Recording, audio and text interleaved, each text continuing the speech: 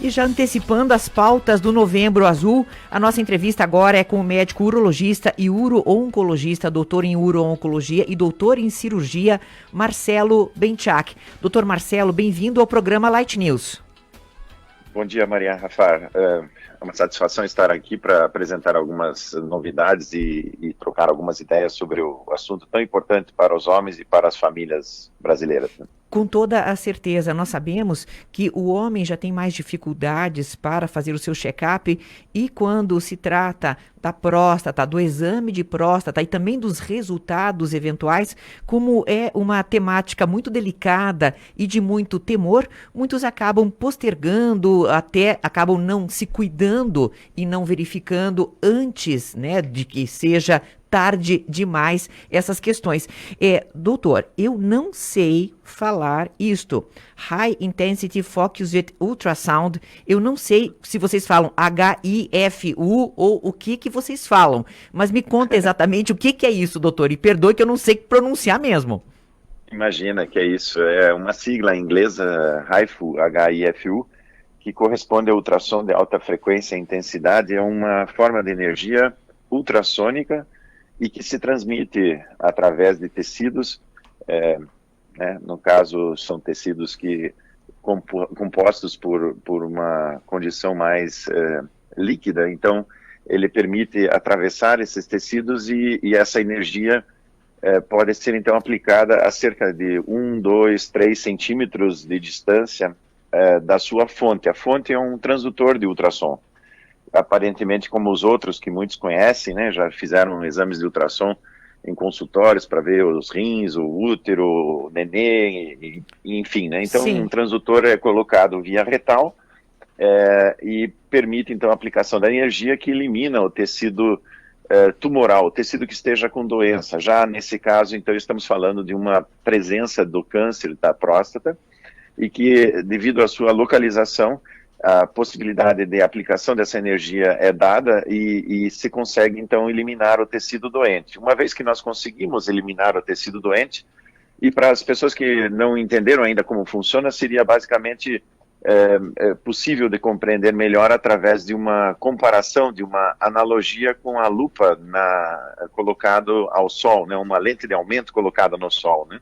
Você consegue aumentar essa energia e num ponto que foque a energia solar, você consegue, inclusive, queimar uma madeira, um papel, né? Então, essa analogia, essa comparação com esse tipo de aplicação com a lupa é o que se faz com o transdutor colocado via transretal. Ele não machuca o reto, não machuca o intestino, né, por onde ele está sendo colocado, e atravessa a parede do reto e vai aplicar a sua energia, então, lá dentro onde estaria a doença. E com isso, nós temos o que como resultado disso? Primeiro, uma segurança oncológica, tratar a doença, eliminar o problema, que é o principal fator, o motivo principal da aplicação, mas reduzir os efeitos colaterais, porque se nós não machucamos, não causamos uma lesão de tecidos em volta da próstata, e esses tecidos são importantes para quê? Para manter a capacidade sexual do homem e para manter a condição de segurar a urina adequadamente. Então, os índices de incontinência e disfunção erétil, dificuldade de ereção, são muito menores do que nos tratamentos clássicos. Quais são os tratamentos clássicos? A cirurgia e a radioterapia, né? Doutor, me conta uma coisa, como é possível você não ferir os outros tecidos que não sejam aqueles que estejam acometidos pelo câncer? Porque a radioterapia, ela também teria esta intenção, né? Seria somente um tratamento focal sobre aquele tecido. Então, qual seria a diferença? A diferença é que o ponto que chega, então, a apresentar a captação da energia se encontra a alguns centímetros de distância do foco de origem da energia, que seja o transdutor, né? E por onde passa, no entanto, esses feixes não estão concentrados e com isso não aplica esta energia na sua passagem.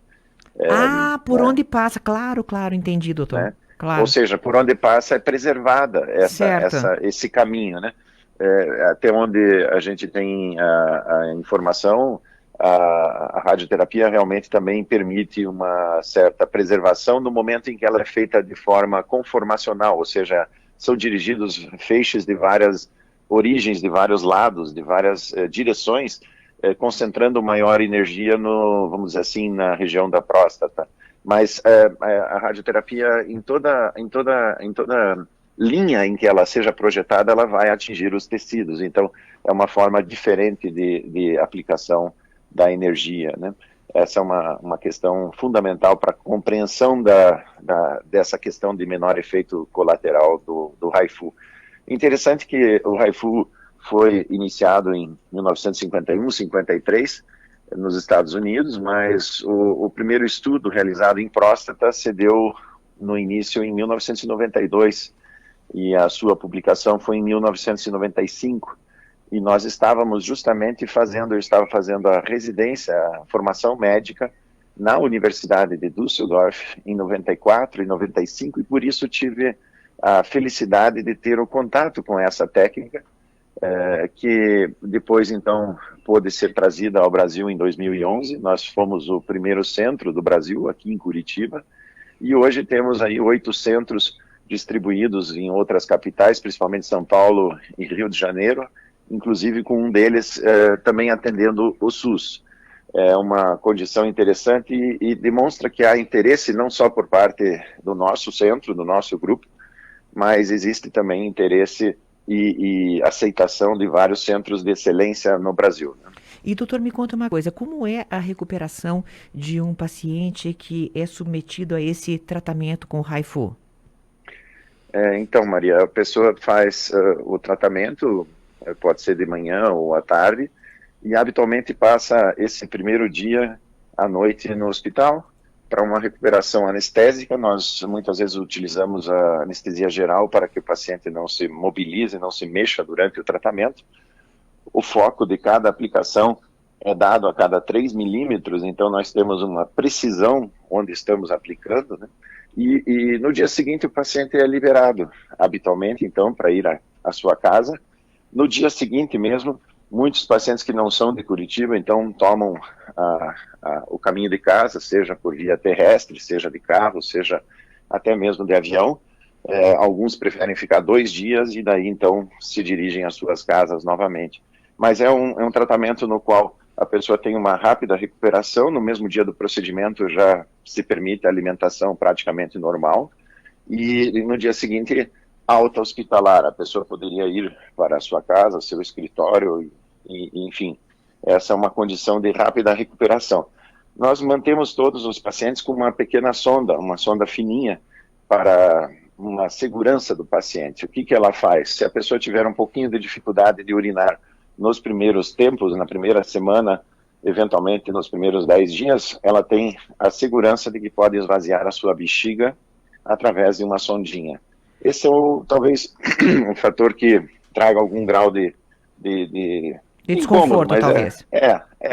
Mas é usado também na cirurgia, esse tipo de condição de manter o paciente com uma sonda, e às vezes também na radioterapia algum paciente pode precisar também do uso de uma sonda.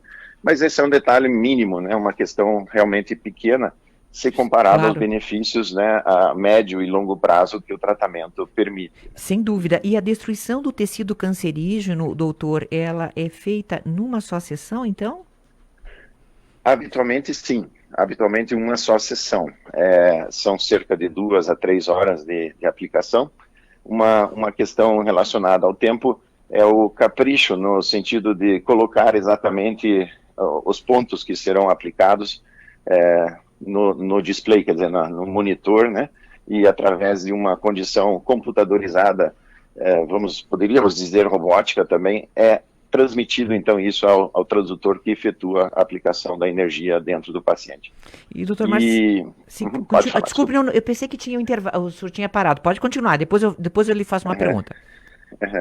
Não, então aí essa é a condição que a gente tem. Não teria mais comentários, fica à vontade. Perfeito. Então, doutor, eu queria já que nós estamos falando sobre um tratamento bastante importante, que o senhor fizesse também para nós um alerta sobre a questão do câncer de próstata, né, que é considerado, né, segundo tumor mais comum e terceira principal causa de morte em homens. Em outras oportunidades que eu tive de falar sobre esse tema aqui no programa, doutor, nós sabemos que ele é o câncer de próstata é insidioso, porém ele tem um processo bastante lento, né?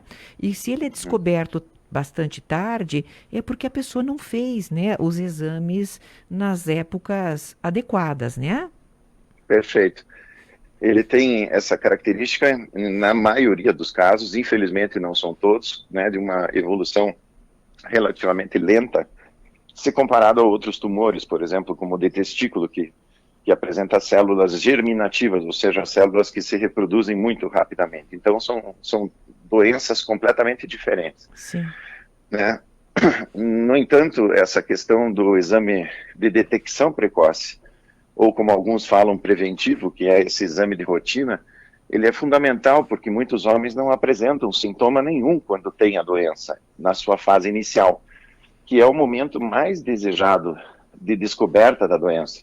A fase avançada, naturalmente, já vai implicar em tratamentos mais complexos e, às vezes, não somente um tratamento, mas a combinação de algum tratamento, como seja, né, os tratamentos clássicos localizados e mais alguma forma de terapia hormonal ou medicamentosa. Então, é algo que realmente é importante de colocar na cabecinha dos homens e das famílias, né? Muitas vezes as mulheres que dão a dica ao homem, né, faça favor, faça o exame, né?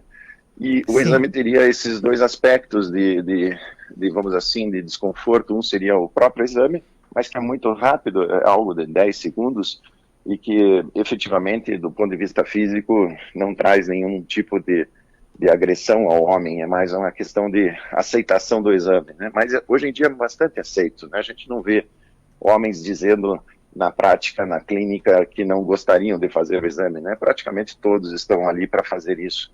E a segunda questão relacionada justamente o receio de que o exame aponte algum problema, né? Sim. Mas com essa também nova modalidade de tratamento, relativamente nova, vamos dizer assim, porque já existem 100 mil homens tratados no mundo, em vários países, né?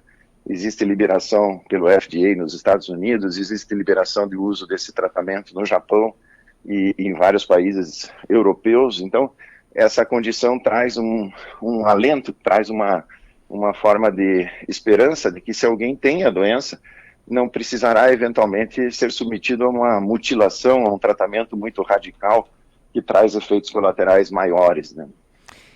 Perfeito. Doutor, muito obrigada por estar conosco. O doutor Marcelo Benchak, médico urologista, uro-oncologista e doutor em uro-oncologia e também doutor em cirurgia. Obrigada por estar conosco, doutor. Até breve. Até uma próxima. Rafa, muito obrigado e um bom dia a todos. Aí, um abraço. Obrigada. 7h57, hoje é